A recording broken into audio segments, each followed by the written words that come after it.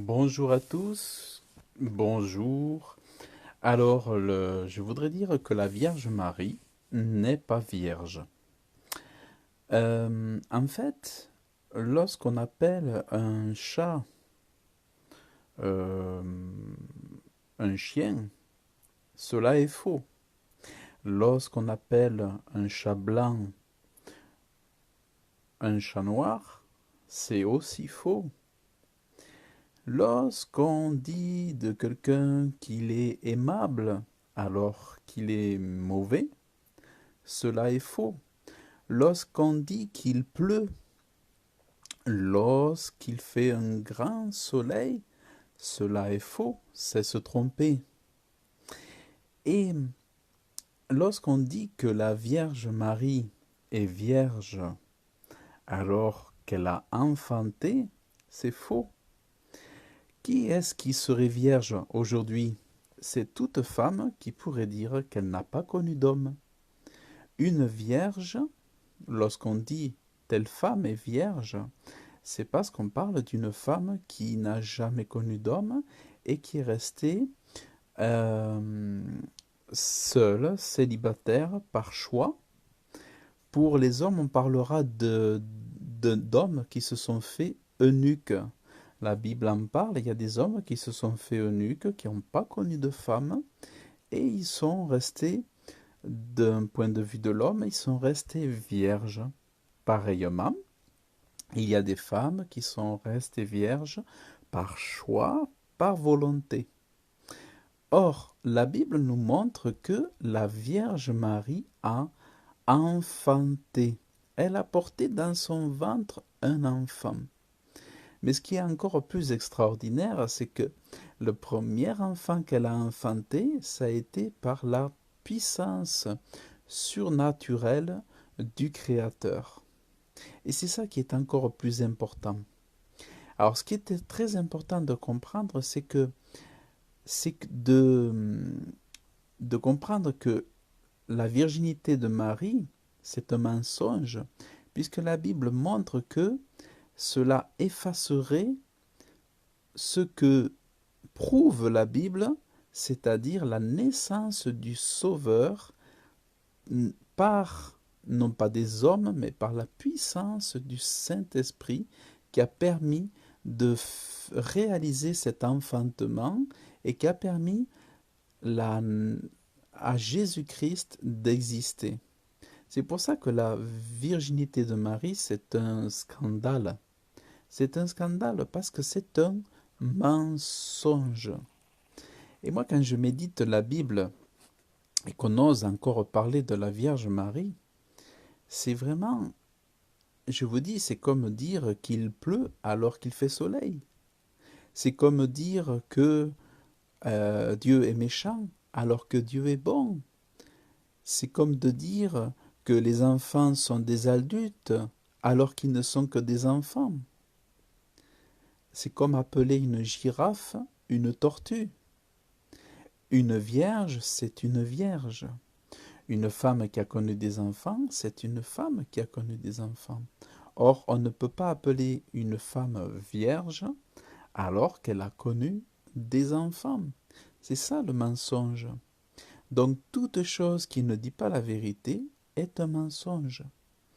Là où j'aurais été d'accord, c'est qu'on appelle Vierge Marie une femme qui demeure sans enfant, sans avoir connu d'homme tout au long de sa vie. Mais une femme qui a connu l'enfantement, une femme qui a connu le mariage, ne peut pas être appelée vierge. Parce que c'est faux. C'est absolument faux. Et qu'est-ce qui se trouve lorsqu'on dit aujourd'hui Vierge Marie? Mais c'est que les gens imaginent la Vierge Marie comme étant vierge chaque jour. Le problème, c'est qu'en parlant de Vierge Marie, on annule l'événement qu'elle a porté un enfant. Ça annule l'événement qu'elle a porté Jésus-Christ. Ça annule le miracle de l'enfantement par le Saint-Esprit. C'est pour ça que dire de la Vierge Marie qu'elle est vierge, c'est mentir contre la parole de Dieu. Alors, il est écrit dans la Bible, l'ange dit à Joseph, le papa de Jésus, l'ange dit, Marie, ne crains point, car tu as trouvé grâce devant Dieu, et voici, tu concevras en ton ventre. Donc l'ange Gabriel a dit à Marie, tu ne seras pas vierge, tu ne resteras pas vierge. Tu as été vierge quand tu as été jeune, mais aujourd'hui, tu vas enfanter. Tu concevras en ton ventre, et tu enfanteras un fils, et tu appelleras son nom Jésus. Il sera grand, il sera appelé le Fils du Très-Haut. Et le Seigneur lui donnera le trône de David, son père. Et Marie questionne l'ange en lui disant, mais comment cela va-t-il arriver? Et c'est pour ça que de savoir que Marie est une femme qui a enfanté, c'est important de comprendre que non seulement elle a été enfantée, mais en plus c'est un miracle venant du ciel. Son premier enfantement n'est pas venu par un homme, n'est pas venu par son mari, mais son premier enfantement est venu par le Dieu lui-même, par l'Esprit du Dieu Tout-Puissant. Et l'ange répond à Marie, le Saint-Esprit surviendra sur toi, et la vertu, ça veut dire la force, la vertu du Très-Haut te couvrira de son ombre. C'est pourquoi ce qui naîtra de toi, saint, sera appelé le Fils de Dieu.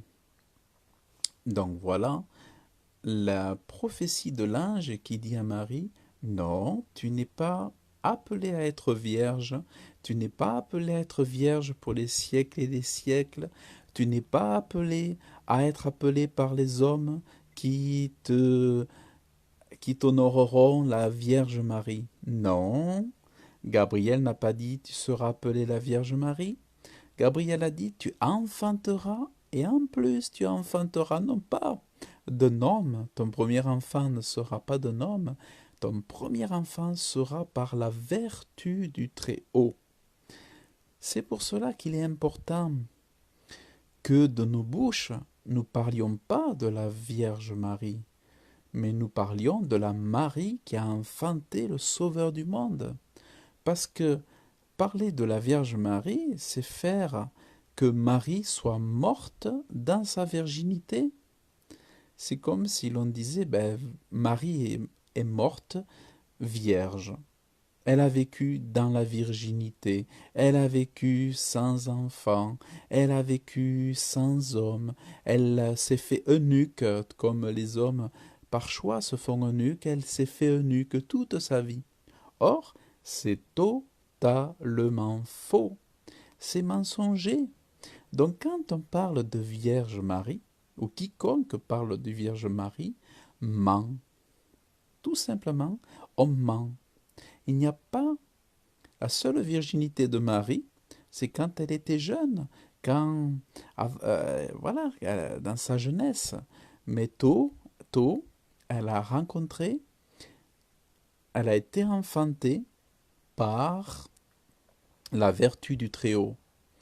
Donc, ce que je voudrais dire, c'est que attention à ceux qui disent aimer Dieu, attention à ceux qui s'appuient sur leurs habitudes, sur les choses qu'ils ont entendues, sur les choses qui sont vénérées par les autres, les choses qui sont insensées, adorées par les autres, par toutes ces choses qui éclaboussent les yeux, qui font qui troublent, qui sont merveilleuses en apparence, attention, car est-ce que c'est Dieu qui parle ou est-ce que ce sont des traditions? Est-ce que c'est votre Église qui est plus puissante que Dieu? Est-ce que c'est votre Église qui a raison alors que Dieu dit le contraire? Qui est-ce que vous allez mettre dans votre cœur en premier? Ce que Dieu dit ou ce que vous dites? Est-ce que vous mettez en premier la parole de Dieu révélée par le Saint-Esprit de Dieu?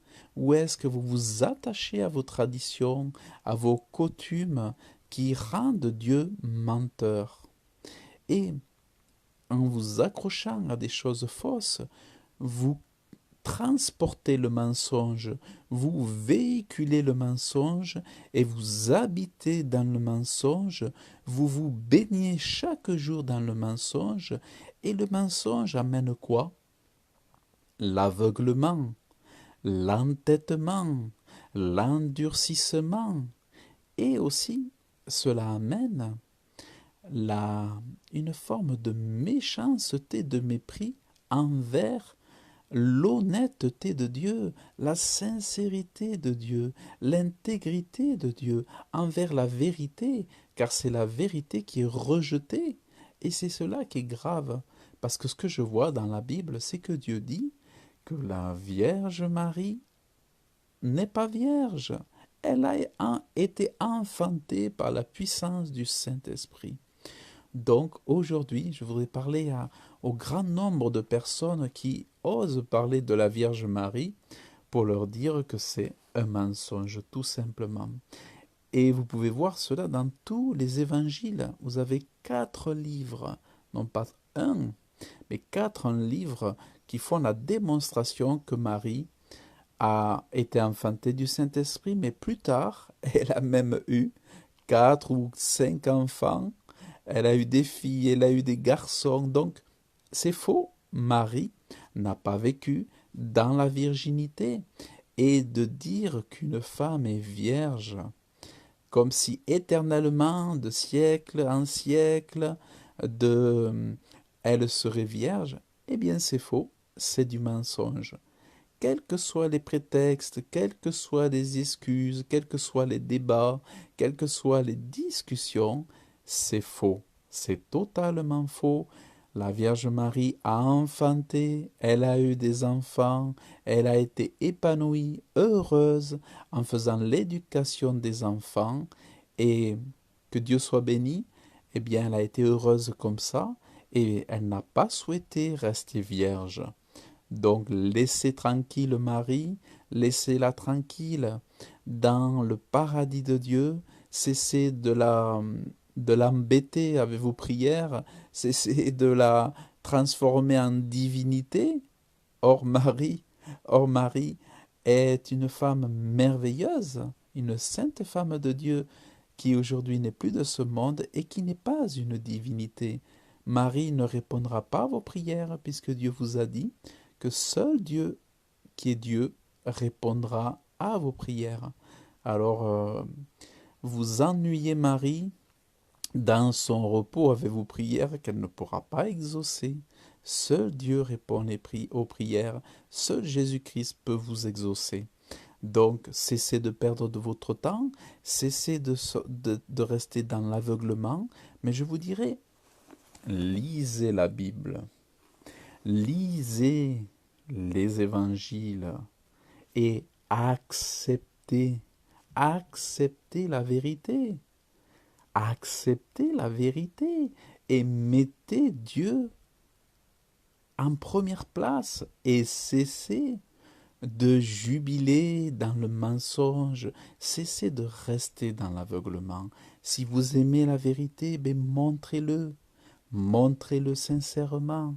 Cessez d'être dans une intelligence comme ça, qui paraît comme ça spirituelle, mais soyez véritablement, sincèrement amoureux de la parole de Dieu et la liberté de la vérité vous rendra heureux, épanoui dans la paix spirituelle.